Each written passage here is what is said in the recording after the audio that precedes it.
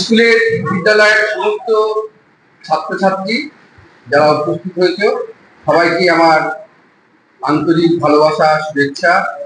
শিক্ষক শিক্ষিকারা যারা আছে তাদেরকেও আমি আমার শ্রদ্ধা জ্ঞাপন করছি।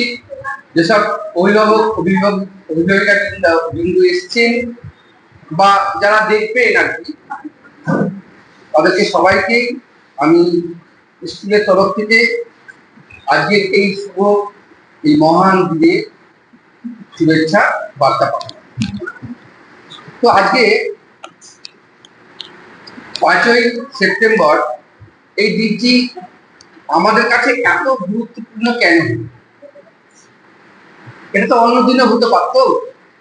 তো আজকে আমরা এই দিনটা কেন এত সুন্দর করে সবাই ছাত্রছাত্রী, শিক্ষক শিক্ষিকারা সবাই একসঙ্গে এসে আমরা কেন মিলিত হই, কেন পালন করি? তার কারণ হচ্ছে 1888 খ্রিস্টাব্দের 5ই সেপ্টেম্বর এই শুভ দিনে আমাদের এই মহান ব্যক্তিত্ব, যার নাম ডক্টর সর্বপল্লী রাধাকৃষ্ণন, তিনি জন্মগ্রহণ করেন। তিনি ছোটবেলা থেকে ছিলেন খুব মেধাবী। তোমরা যেমন তোমাদের মধ্যে অনেকে মেধাবী আছে, তো তিনিও কিন্তু ছোটবেলা থেকে খুব মেধাবী ছিলেন এবং তিনি উচ্চশিক্ষার জন্য তিনি স্কুল কলেজের গণ্ডিও তিনি পেরিয়ে অনেক দূর অবধি তিনি তার দর্শন শাস্ত্রের অধ্যয়ন তিনি করেছেন। তার দর্শন যে শাস্ত্র, তার জ্ঞান, তার অধ্যাবসা সারা ভারতবর্ষের ইতিহাসে কিন্তু একটা ঐতিহাসিক ঘটনা। তখন আমাদের দেশ পরাধীন।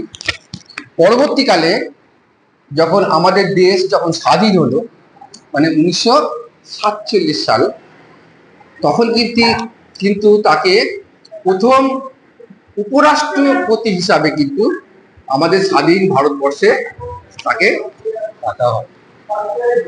পরবর্তীকালে কিন্তু তিনি দ্বিতীয়বারের জন্য দ্বিতীয় রাষ্ট্রপতি হিসাবে তাকে গণ্য করা হয়।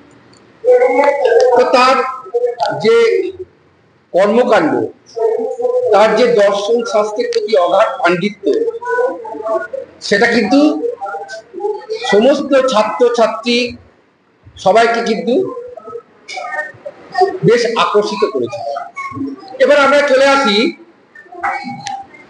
যে আজকের দিনটায় কেন আমরা তার জন্মদিনটাকে পালন করছি শিক্ষক দিবস হিসাবে। তোমরা যারা এখানে রয়েছে তারা একটু মন দিয়ে শুনবে, কেন তোমরা এই ঘটনাগুলি হয়তো জানো না আর কি। তো এইটা জানলে পরে তোমাদের কিন্তু তোমাদের অধ্যাবসা, তোমাদের শিক্ষার ক্ষেত্রে কিন্তু তোমরা অনেক অনুপ্রেরণা পাবে।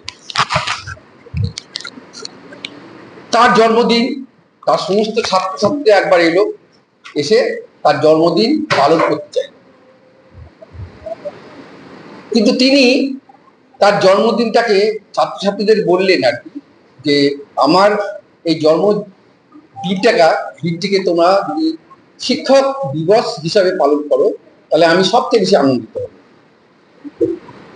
সেই থেকে ভারতবর্ষের স্বাধীন ভারতবর্ষের